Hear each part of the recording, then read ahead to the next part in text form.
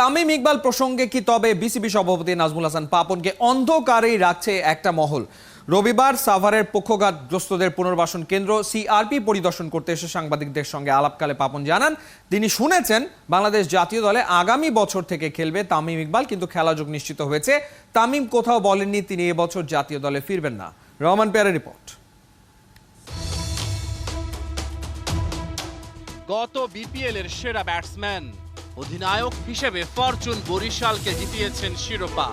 বাংলাদেশের team management Tamim ইকবালের ফেরার অপেক্ষাতে। সপ্তাহ খানেক আগে মিরপুরে তামিমের সাথে লম্বা আলোচনা করেন 3 ফরম্যাটের অধিনায়ক নাজমুল হোসেন শান্ত। বিসিবি সভাপতির সাথেও তামিমের বসার কথা ছিল। এর মাঝে গুঞ্জন উঠে, তবে কি টি-20 বিশ্বকাপেই ফিরছেন তামিম ইকবাল খান? এবার নিজেই সব খোলাসা করলেন বিসিবি সভাপতি নাজমুল হাসান। লাস্ট ওর সাথে যোগাযোগ হয়েছে, তখন কথা ছিল যে ও প্রথমে জালাল ইউনুস অপারেশন সাইড এবং আমাদের সিরাজ ভাই ওনাদের সাথে বসবেন, তারপর আমার সাথে বসবেন। ওনাদের সাথে বসেছে, আমার সাথে এখন বসবে। আমি যেটা শুনেছি, মানে আমি বলছি ওর কাছ থেকে শোনার আগে কমেন্ট করা উচিত না। আমি যেটা শুনেছি ও বলেছে ও সামনের বছর থেকে খেলবে। তামিম চলতি বছর আন্তর্জাতিক ক্রিকেটে ফিরবেন না, এই তথ্য নাজমুল হাসান পাপন তামিমের কাছ থেকে শোনেননি। তবে কারা ছড়ালো এমন তথ্য? আমি যদি ওনাদেরকে বলে আসছি যে না আমি আর খেলবো না বা আমি আর টিমের সাথে ইন্টারন্যাশনাল ক্রিকেট খেলতে চাই না, অনেক অ্যাকশনসে অনেক কিছু মানুষের ইচ্ছায় বা টিমের থেকে যদি আমার ওই ধরনের নিড থাকে, যদি টিমের যারা দায়িত্ব আছে তারা যদি আমার সাথে কথা বলে, তাহলে অনেক সময় অনেক ডিসিশন চেঞ্জ হইতে পারে। গত বছর জুলাইয়ে আকস্মিক অবসরের ঘোষণা দেন তামিম।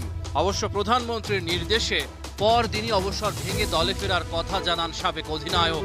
গত সেপ্টেম্বরে নিউজিল্যান্ডের বিপক্ষে হোম সিরিজ দিয়ে আন্তর্জাতিক ক্রিকেটে ফেরেন। তবে ফের নানা নাটকীয়তা, নোংরামির অভিযোগ তুলে ওডিআই বিশ্বকাপ থেকে নিজেকে সরিয়ে নেন তামিম।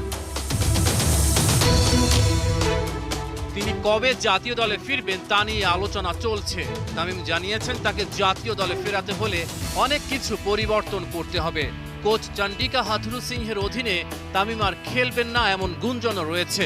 বিসিবি সভাপতির সাথে তামিমের আলোচনার পরই সবকিছু পরিষ্কার হয়ে যাবে। এদিকে মোস্তাফিজুর রহমানকে দেশে ফিরিয়ে না এনে আইপিএলে খেলালে বেশি লাভ হতো কিনা এমন প্রশ্নের জবাবও দিয়েছেন পাপন। আইপিএল লাভবান হতো, কিন্তু আমরা কিভাবে লাভবান হব? আইপিএলে পহেলা মে চেন্নাইয়ের হয়ে ম্যাচ খেলে পরদিনই দেশে ফিরে আসবেন মোস্তাফিজুর রহমান।